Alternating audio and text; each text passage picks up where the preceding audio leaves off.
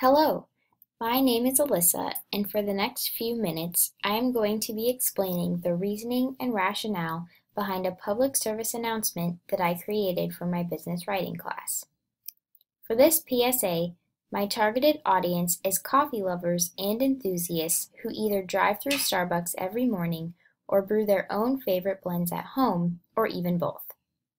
I wanted to convey that whether you are at the drive-thru debating what drink to buy, or you are standing in the grocery aisle sorting through hundreds of options of coffee beans, you should purchase fair trade coffee. I knew I wanted to emphasize the importance of people because fair trade products improve the lives of the producers. First, I chose a billboard size because I wanted it to reach a broad audience. I found the picture of the woman off a website that talked about the importance of fair trade coffee. I knew I wanted her to stand out, so I chose a black background. Next, I found the image of the Starbucks barista with a bored look on his face. I filtered the image slightly to appear more gray and mundane. I cropped it to be slightly smaller than the image of the woman so she would really stand out.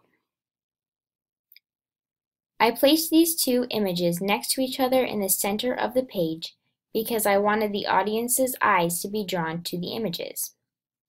In the heading above the images, I used red and yellow colors to complement the picture of the woman.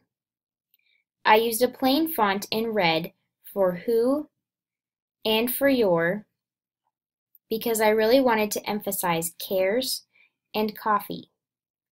I chose a golden yellow and a simple curvy font to make it more personable and pleasing to the eye, and to emphasize my message that fair trade coffee directly impacts people. I wrote in small italic letters underneath the barista, "Hint, not him." I turned it a dark red so it wouldn't draw too much attention, but still make my intended message clear.